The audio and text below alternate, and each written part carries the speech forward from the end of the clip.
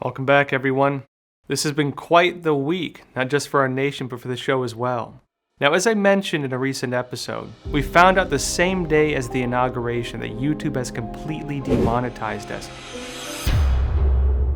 Now, honestly, it was expected, given the current environment of censorship, but it's also quite the blow to us financially, at least for the time being. It's a difficult time for not just us, but for the nation as a whole. In Washington, 6 in the morning, the sky was still dark.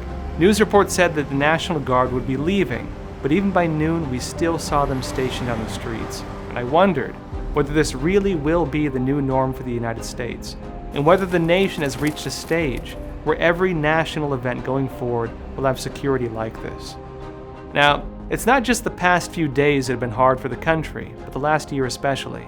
We've seen panic around the CCP virus, job losses, an economic nosedive that hit small businesses the hardest. And on top of this, we've seen riots sweep across the country that pitted citizens against the police. We've witnessed a political climate where the people of this country are being held to two different sets of laws. And we saw a difficult election where many serious questions were left unanswered. People are losing faith in the integrity of our systems of justice, in our systems of government, and even in our fellow countrymen. Now, I was reflecting on all this as I walked through Washington. It's been hard for me to watch this country, which I love so much, facing so much turmoil and division. And it's difficult to watch our rights of freedom of assembly, freedom of speech, and freedom of belief being targeted for attacks. It's hard to watch big businesses and the big corporate media working hand in hand with big government in these attacks. Now, it was while I was thinking about this that a man recognized me on the streets. He greeted me and thanked me for doing the show. I've always enjoyed meeting you all, but it was especially so this time. It reminded me how important independent media is during chaotic times like these. Now, I've always held that truth has the natural power to dispel lies, and so it's natural that those who lie have it in their interest to prevent truth from being spoken. It takes courage in times like these to stand up, as it takes a willingness to face criticism and attacks. But I also understand that taking up this mantle during this time is what myself and others are being asked to do, and I'll do everything I can to not let you down, and to do so calmly and with good reason.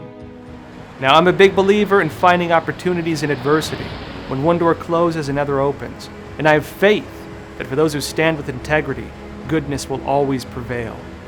The Epoch Times has been publishing for over 20 years, despite the Chinese Communist Party's best efforts to shut us down. They've gone after our funding sources, they've hacked our website, they've set our printers on fire, they've threatened our staff, and used every means they could to discredit us.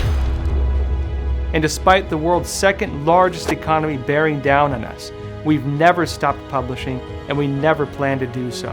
Now, you may be wondering how we've managed to survive all these years. Put simply, we've managed to survive because of you, because of loyal viewers and readers who support independent media. So thank you, genuinely. We couldn't have done it without you. And with that said, given that YouTube has demonetized us, if you want to support us, please consider donating to us on DonorBox, which you can find linked in the description below. And going forward, I plan to continue presenting an accurate picture of the news, including here in the United States. I also plan to continue my work exposing the subversive programs of the Chinese Communist Party, which I think will only become more serious. And I plan also to help expose the forms that socialism is now taking in this country and around the world, while also helping to keep alive the values and traditions that are now under assault. That said, folks, thank you all for being here, and thank you for your support. And while it's possible we may move to another platform, these current attacks will not stop us from speaking the truth.